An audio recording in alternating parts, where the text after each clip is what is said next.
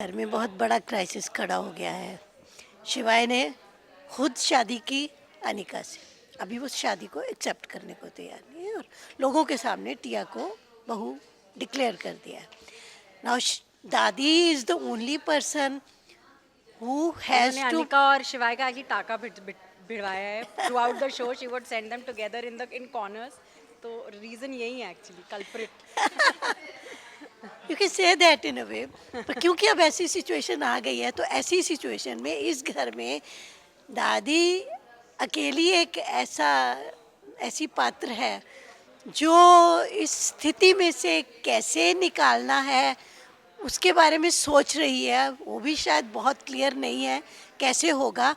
तो वो क्योंकि उसने दुनिया देखी है, वो चीज़ों को सटल तरीके से भी समझ सकती है, ऑब्वियस तरीके से भी समझ सकती है, दुनिया की रीतों रिवाजों को समझती है, मन की बातों को समझती है, अंदर के फीलिंग्स को, एहसासों को समझती है।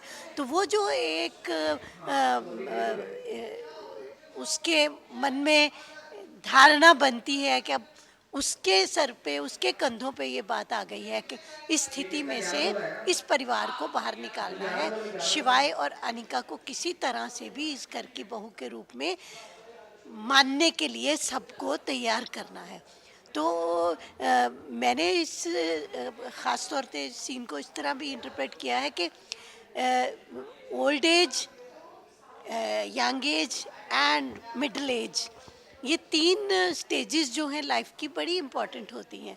हमारे खुद के बच्चे बड़े हो जाते हैं तो हम क्योंकि समझ नहीं पाए होते उन चीज़ों को, तो धीरे धीरे समझने के लिए कोई एक कड़ी चाहिए होती है। तो हम ज़्यादा और इंक्विजिटिवनेस से बड़ों की बात को सुनने के लिए अपने को तैयार कर लेते हैं।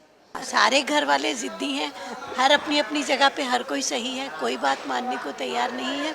पर जो असल है, जो फैक्ट है, वो सबके सामने आखिर में लाना पड़ना चाहिए, होना चाहिए।